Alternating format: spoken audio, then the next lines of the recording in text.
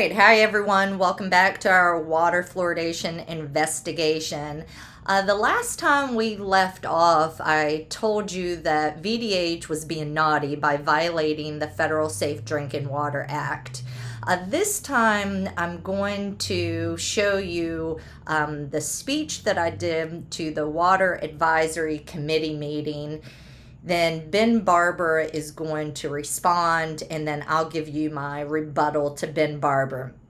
The audio wasn't that great when it came to my speech, so what I'm going to do is read it to you and show you the speech so you can really understand what's going on, and then we'll jump into Ben Barber's response. Okay, so let's get started. Okay, guys, let's get started. So this is going to be on March 24th, 2025, and this is the Water Advisory Committee meeting, otherwise known as a WAC meeting. The government has never established a safe level of fluoride. So this was my speech.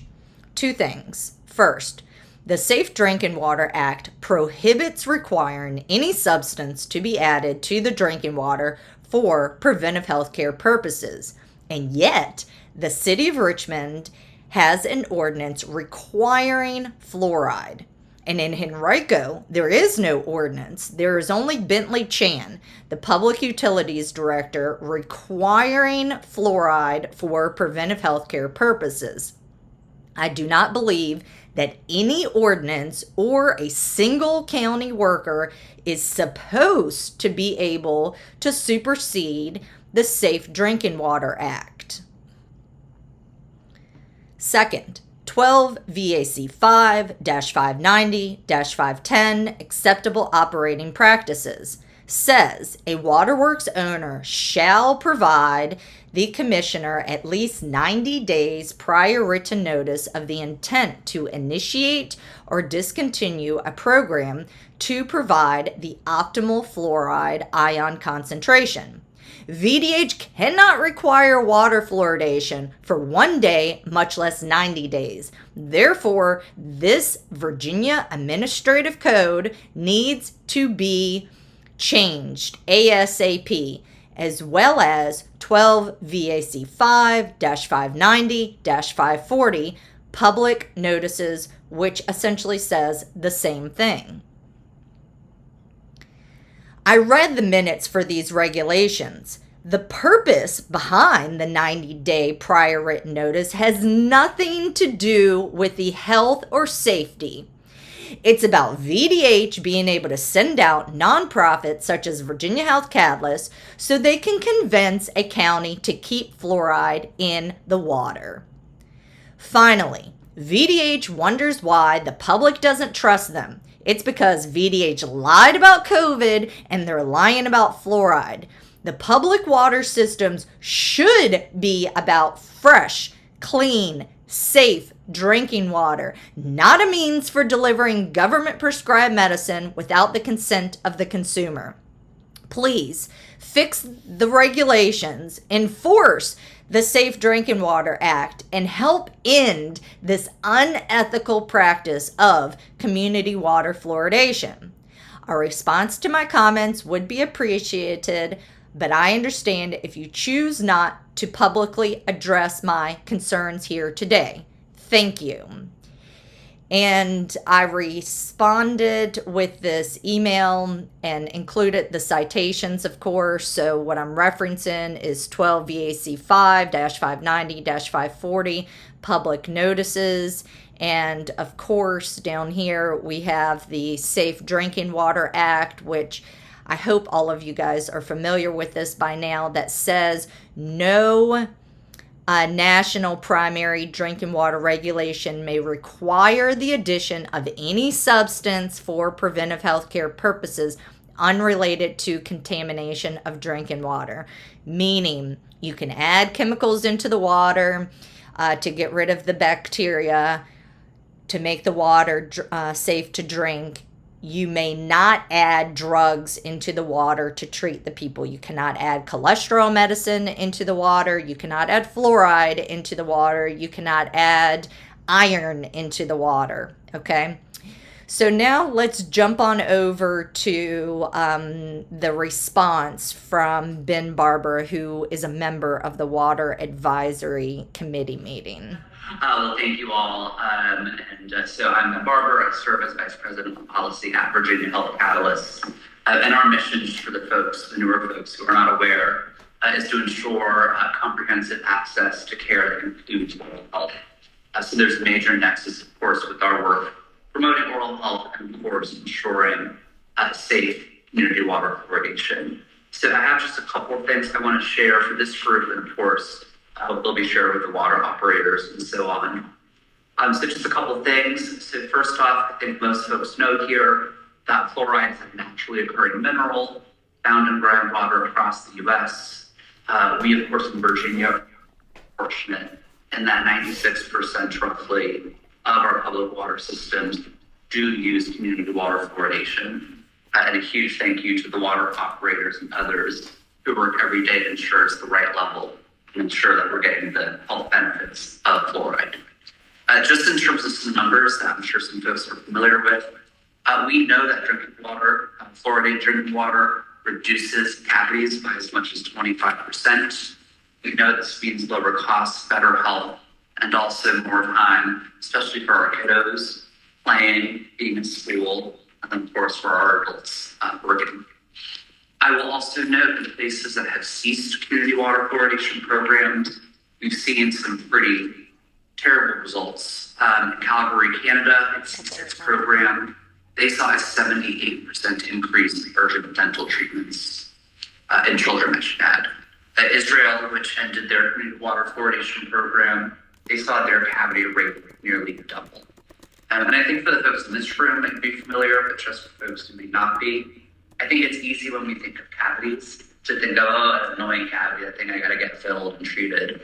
But too often for too many people, especially children, cavities lead to severe disease, significant complications, and they of course can sadly lead to death.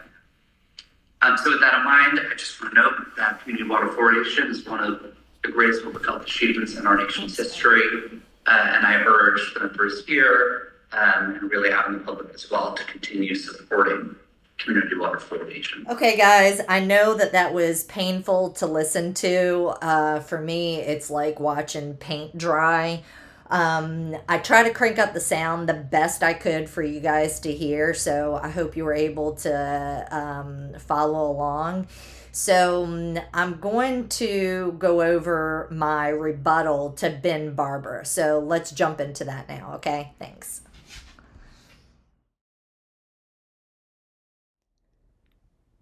Okay, let's get into my rebuttal to Ben Barber's comments.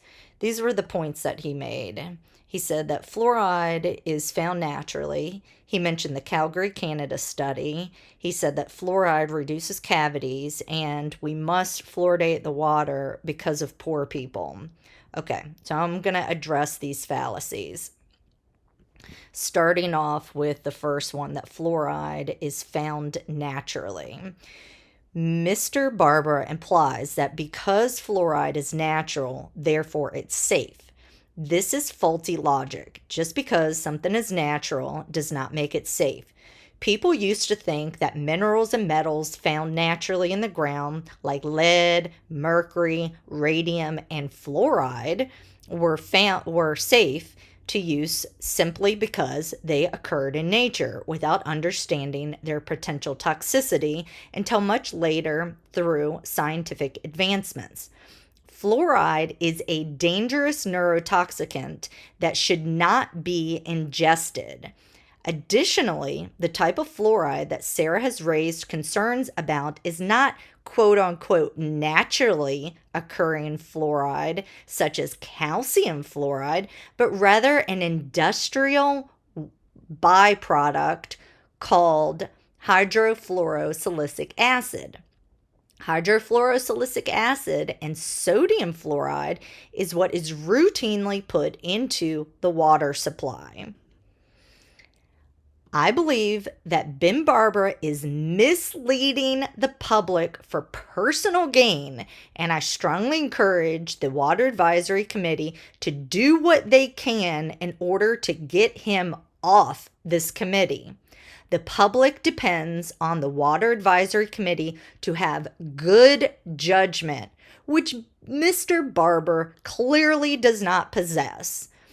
Adding fluoride chemicals such as hydrofluorosilicic acid into the public water supply is as idiotic as bloodletting is for the purpose of ridding the body of evil spirits. Okay. The next point I made, the Calgary, Canada study. Okay. Ben Barber mentioned the Calgary study when he spoke. Mr. Barber implies that the people of Calgary had an increase in cavities due to the lack of fluoride. Either Mr. Barber is ignorant to the data or is trying to manipulate the minds of the public for personal gain. If one looks at all of the data from the Calgary, Canada study, then one can clearly see that there was no causal relationship between the lack of fluoride and increased cavities. The deceitful nature of Ben Barber warrants a question as to who he is serving. Is it the fluoride industry or the American people? In my opinion, Mr. Barber should not be part of the Water Advisory Committee for the safety of the public. Mr. Barber is particularly predatory towards the most vulnerable in our community. Okay, here is what Fan had to say about the Calgary, Canada study. Fan sets the science straight. Calgary study fatally flawed. A closer look, let me scroll down for you guys so you can see the image. A closer look showed the study omitted key data that contradicted that conclusion. When the data from an omitted dental survey was considered, there was no evidence that fluoridation cessation caused an increase in decay. Instead, it was shown that Calgary had been experiencing a steady increase in decay before fluoridation was halted, and that trend simply continued. The same trend of increasing decay was found in the control city of Edmonton, which was fluoridated for the entire study period, meaning the control group was Edmonton. They continued to fluoridate, and the study group was Calgary, where they stopped, and they showed no difference in cavities. Both localities showed a steady increase in cavities. And so you can see right here the cutoff where fluoridation ends. And if you look at what happened before fluoridation ends, you see there's a steady increase, and it increased irrespective of stopping fluoridation. So Ben Barber wants to reference this and say, well, when they stopped adding fluoride to Calgary, Canada, then there was an increase in tooth decay and cavities, but he omits the part that there was a steady increase prior to that, and that it made no difference, okay? And I don't know if these people are trying to be cute or if something more sinister is going on. I suppose that will be something for the courts to decide one day. Or God. All right, here's the next point. He says that fluoride reduces cavities. The next claim that Ben Barber made was that fluoride reduces cavities by as much as 25%. Mr. Barber seems to be looking at flawed science or is trying to deliberately mislead the public for personal gain. The level of malfeasance coming from Mr. Barber is extremely disturbing. which is why Mr. Barber does not belong on such an important committee as the Water Advisory Committee. Furthermore, hasn't Nuremberg, Tuskegee, or COVID taught you that we mustn't let anyone in the government force medication on us? And that the public water systems should be about fresh, clean, safe drinking water, not a means for delivering government prescribed medicine without the consent of the consumer. The public is scared by the fact that there are such radical people on the Water Advisory Committee who want to continuously strip informed consent away from the American people. It doesn't matter how great you think fluoride is to ingest. People should have the choice as to what they spit and what they swallow. And I just want to say the majority of the world does not add fluoride to the drinking water. So let me just show you right here an image coming from the World Health Organization. Here's data looking at the difference between countries that add fluoride and the countries that do not add fluoride, non-fluoridated countries. And you will see that there's no difference. And many of these European countries say that they're not going to add fluoride to the drinking water because they don't believe in drugging the people. They understand that a hydrofluorosilicic acid damages the brain and the thyroids and the bones, and they don't believe in harming people's brains to allegedly protect you from getting a cavity or two, which even that's debatable because fluoride, it makes your teeth harder, but it actually makes them more brittle, and so they're more prone to cracking. So, yes, your teeth are harder, but is having harder teeth a good thing if you're chewing on a nut and your tooth cracks? Too much fluoride will also make your teeth fall out. So, yeah, if all of your teeth have fallen out, sure, you're not going to have any cavities. So, in that way, you can say, well, fluoride prevents you from having cavities. Yeah, because all your teeth have fallen out, and therefore, how could you have a cavity when you don't have any teeth? But I digress. Let's get back into this. I'm going to zoom back out for you guys. He then goes on to say we must fluoridate the water because of poor people. The poor people argument is one of the most tiring arguments that I hear coming from Virginia Health Catalyst. To make the claim that cities and counties must add fluoride chemicals such as hydrofluorosilicic acid and sodium fluoride to the water supply in order to save the, quote, poor people is absurd.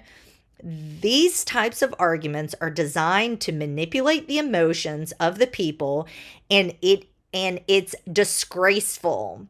Ben Barber asserting that he knows what's best for poor people is insulting. I grew up poor, surrounded by poor people, and we did not want to be drugged with fluoride without our consent. My poor family didn't want fluoride in the water, and neither did my poor neighbors, my poor friends, or the poor homeless that I've known throughout my life. In fact, we hated the government for making it harder for us poor people to have to go out and buy fluoride-free water. Okay, his last point is that we need to put fluoride. Well, this is part of. Forgive me. This is again the poor people argument. So here's a few points that I've put together about fluoride and how it's actually inequitable for poor people. Okay, so fluoridation is inequitable because one, poor people cannot afford to buy bottled water or expensive reverse osmosis machines.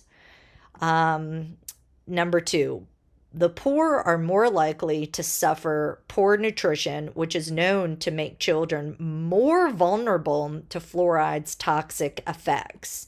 So when you're poor, you tend to be a little bit more malnourished, which makes you more susceptible to the toxic effects of the hydrofluorosilicic acid and sodium fluoride. Okay, number 3, fluoridation can cause dental fluorosis. Poor people can't afford to buy veneers to cover up their brown, disfigured teeth. So, a lot of people don't understand that fluoride actually not only does it make your teeth harder, but it will make them have spots on them or make them brown, in which case people have low self esteem, which harms them. It's harder to get a job when your teeth are messed up. It's hard to have relationships when your teeth are messed up. So it damages them psychologically, but it also damages them financially. And then they can't even afford to buy veneers, which veneers are terrible for your teeth and they cost a lot of money. Okay. Uh, in conclusion, I hope that whoever is reading this understands that you are being deceived by Ben Barbara with Virginia Health Catalyst. Fluoride should never be added to the community drinking water. For doing so violates informed consent, which is number 1 of the Nuremberg Code. And then I ended by saying, don't be someone who says, quote, I was just following orders, for it might come back to haunt you in the end. So that was it. Okay, guys, that is all for today. Let me know what you guys are interested in me tackling the next time. I can either jump back into what Henrico is doing by adding fluoride to the drinking water when they don't have the authority to do so. They're acting under the color of law, likely violating the Code of Virginia, committing a crime, violating the Federal Safe Drinking Water Act, or we can jump into what happened in Richmond, where over a month's worth of fluoride went into the drinking water in one day. That one is going to take a while to break down and go over all of the information. So let me know what you guys are interested in. Leave a comment below. Make sure to give a thumbs up and share the video if you want to stop artificial fluoridation. Okay? See you guys.